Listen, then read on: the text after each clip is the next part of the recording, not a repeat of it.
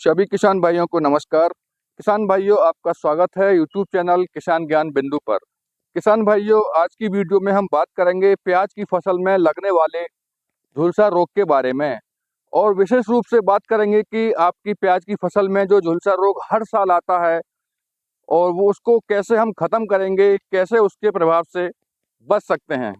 किसान भाइयों बड़ी मेहनत से प्याज की फसल उगाते हैं और हर साल यह झुलसा रोग किसान भाइयों को परेशान करता है और इससे उत्पादन भी प्रभावित होता है।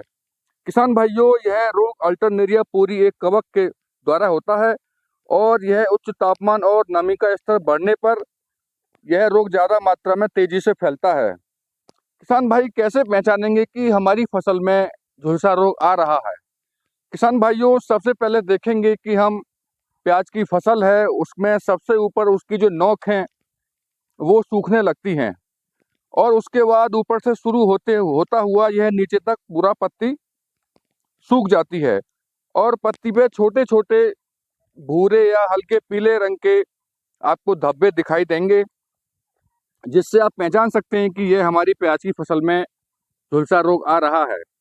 किसान भाइयों, यहाँ आप देख सकते हैं कि ये पत्ती ये ऊपर से सूख चुकी है पत्ती और नीचे तक ये इसी तरह सूखती हुई जाएगी और आप देख सकते हैं कि इस पर बहुत छोटे छोटे भूरे रंग के धब्बे बने हुए हैं और यह धब्बे बड़े हो जाएंगे और आपस में मिल जाएंगे और पूरी पत्ती सूख जाएगी।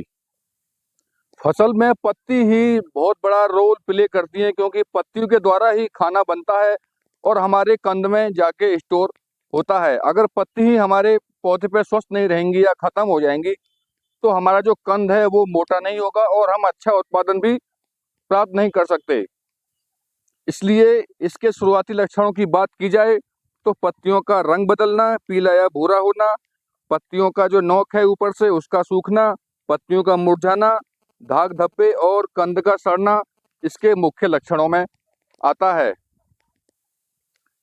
किसान भाइयों, बात करते हैं कि आपकी प्याज की फसल में यह रोग हर साल आता है तो कैसे इसको खत्म करें, कैसे इसके प्रभाव को कम से कम करें। किसान भाइयों, सबसे पहली चीज है कि प्याज की फसल की खुदाई करने के बाद आप अपने खेत में गहरी जुताई करें। दूसरी चीज, फसल चक्र अपनाएं। किसान भाई बार बार एक ही खेत में उसी प्रकार की वैरायटी को लगातार बुआई करते रहते हैं, जिससे यह रोग खत्म नहीं होता है। किसान भाई बार बार उसी खेत में प्याज की फसल ना लें और अपनी प्रजाति भी चेंज करते रहें। किसान भाई प्याज की फसल में हल्की सिंचाई करें।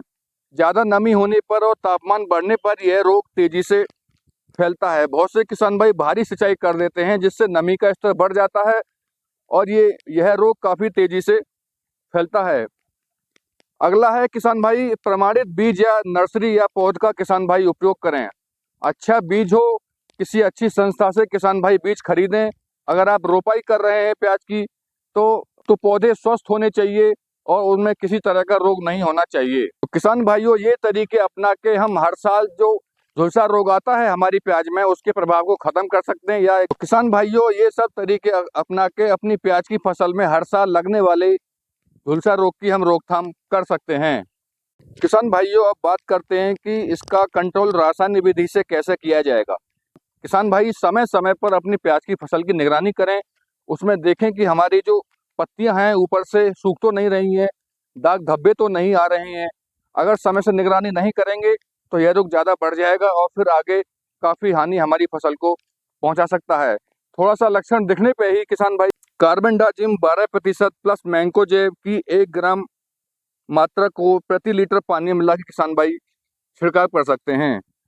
दूसरा फंगीसाइड है मेटालेक्सिल 8% प्लस मैंकोजेब 63% WP की 2 ग्राम प्रति लीटर के हिसाब से किसान भाई छिड़काव कर सकते हैं। एजोक्सिस्ट्रोबिन 30% SC की 2 ml प्रति लीटर मात्रा को किसान भाई छिड़काव कर सकते हैं। अगला है एजोक्सिस्ट्रोबिन 11% प्लस टेबुकोनाजोल 18.3% SC की 2 ml मात्रा को प्रति लीटर पानी मिला किसान भाई छिड़काव कर सकते हैं। इनमें से किसान भाई किसी एक फंगीसाइड का छिड़काव कर सकते हैं और दोबारा जब छिड़काव करना हो 15 से 20 दिन बाद तो किसान भाई दूसरी दवा का इस्तेमाल करें। एक ही दवा को बार बार अपने फसल में ना दोहराएं। तो किसान भाइयों, इन सब बातों को ध्यान में रखते हुए हम अपनी प्याज की फसल को झुलसा रोग से बचा सकते हैं और अच्छा उत्पादन प्राप्त कर सकते हैं। किसान भाइयों, जानकारी अच्छी लगी तो वीडियो को लाइक करें और वीडियो पाने के लिए चैनल को सब्सक्राइब करें। नमस्कार।